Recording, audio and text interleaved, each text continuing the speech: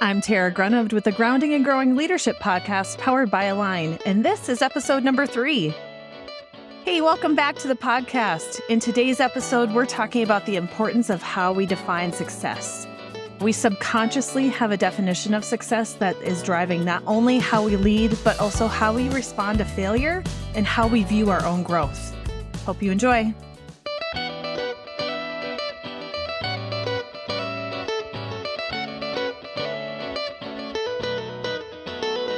Welcome to the Grounding and Growing Leadership Podcast, where everyone is a leader and leadership starts with you.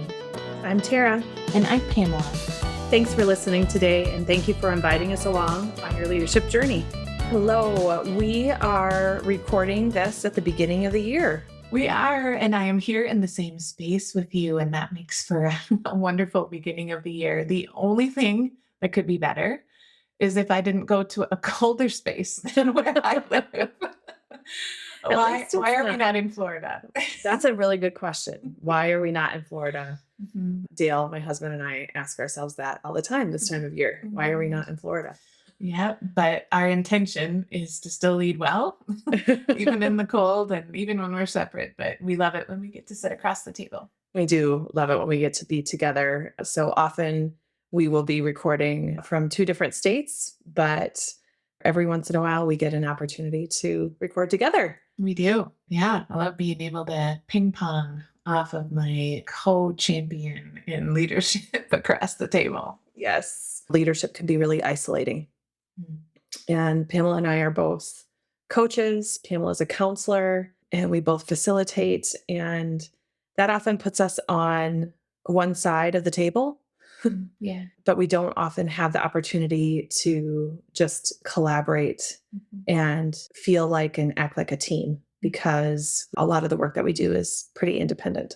Yeah. The power of finding someone that can finish your sentences for you, who knows you well, but also completes another part of a thought process that you may not see, is that magic extra ingredient to the recipe when we meet with people, that there is something that is so much better that's created. And usually it is created. Let me say that. We will think that we bring the same material to the table, but when you show up present, what you offer is something new. What you add then to the recipe is something new each time. And I think that's the power of presence and the real time of us showing up together, aware of each other's strengths. And more times than not, I say Tara is the expert at that. Please ask her. And I bring Pamela in when, the podcast is called Grounding and Growing for a reason. If you think about grounding as Pamela and growing as Tara, really that helps explain the 2 pieces of the whole that we bring together. And I will often bring Pamela in when there are deeper emotional needs that clients have, which, by the way, absolutely happens in leadership every day, because we bring our whole selves to work. We bring our whole selves as leaders. And so we have emotions that need tending to. And when that gets a little deeper or needs more attending to, Pamela is absolutely the expert in that area. And that's when we bring Pamela to the table. Thank you. Yeah, thank you. It's a privilege to partner in that space that we need to create that's really safe. To be able to look at, using the grounding metaphor, what's in your soil. And sometimes we are unaware of the hidden weeds that are there. And so Tara can come and bring this amazing information on strengths and this amazing identification that feels like you wake up to yourself. But if you've lived an old message, that information is not going to transform you. You don't have room for it, because it's all filled with all of those other stories that you might have told yourself, that other people have labeled you with. And so you could have the key to identifying what that is, but you won't use it. So that's the power of being able to come in and help you unlock those keys. That's the power of grounding and growing. I just heard in a podcast I was listening to this morning, I'm not going to remember who said it, but what you don't transform, you transfer. Wow. Yeah, that's good. And so that grounding and growing process is the opportunity for us to transform. And that's really what we're able to bring to the table when we work with clients, individuals, and teams. There is a certain beauty and humility in having a collaboration where you understand what you bring to the table and you fully trust what the other person brings to the table, because we both have a level of awareness around our own strengths and shortcomings. Very aware. It's part of what makes for a wonderful partnership and a healthy partnership. As we think about that humility, really without it, we can't grow and learn ourselves. And I know, Pamela, you and I agree on this, that we never arrive. We are always in the process of becoming who we're intended to be as leaders, as people, as human beings. And there are so many things that get in our way of that process of grounding and growing and transforming. And one of them is pride. Yes. And it is because we want to appear perfect, appear that we've conquered something, appear that we're masters. And, that other side of that is shame. And that emotion is one of the most devastating emotions, especially as a counselor, that I think remains hidden and also applies to unhealthy behaviors and people acting out in ways that they betray themselves because we're wanting to hide from shame and its effects on us. We do damage to ourselves by acting in pride because we try not to experience that shame at any cost. And it does cost us. And we experience this. You who are listening, I'm sure, experience this in small ways every day. Pamela and I are getting a chance to experience that this morning. Very humbling. We're in the middle of launching a new leadership framework with one of our favorite clients.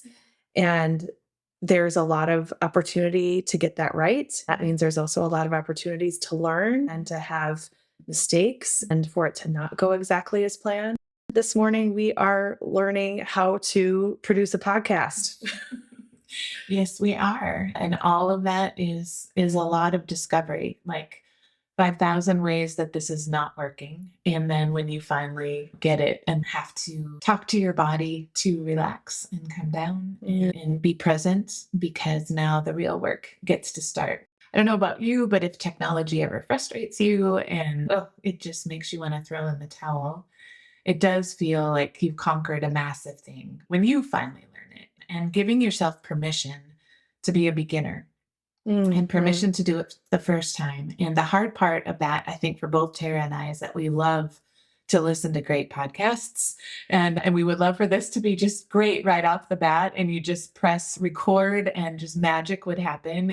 I'm grateful that we're learning along the way and that humbly we can come before you and say, we are not going to let the success of someone else and where they are at inhibit us from beginning from where we want to grow in and go to. That's so good.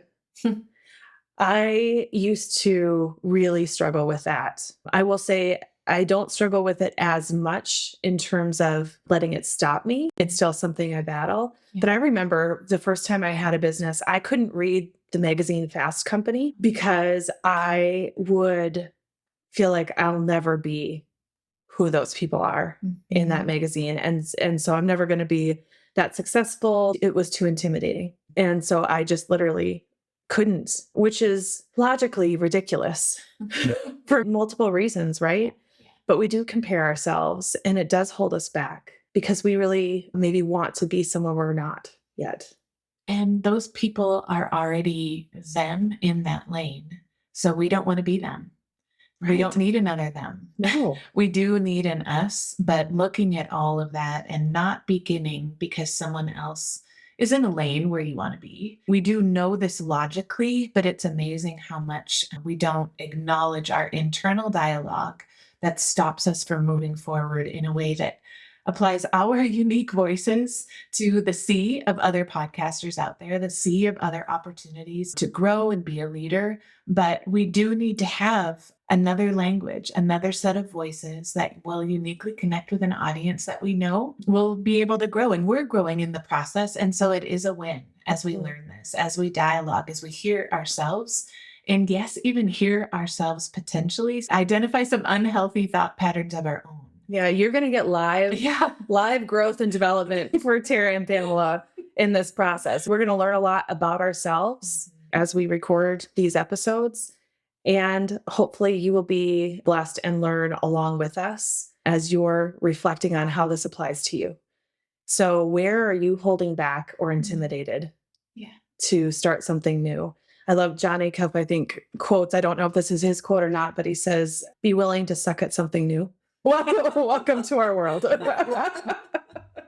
Yeah, that's so great. And again, to be able to laugh and experience joy with that, because we all have to have this process. A young child who's just learning how to take their first steps doesn't even know how to not try to get up and do it again. But the person who's already done it would never look at them and shame them for falling down. Oh my goodness. And yet we constantly do that. All the time. Yeah. We shame ourselves all the time. You're right, Pamela. It is shame that gets in our way. It's judgment of ourselves. It's expectations that we have for ourselves to be farther along than we are.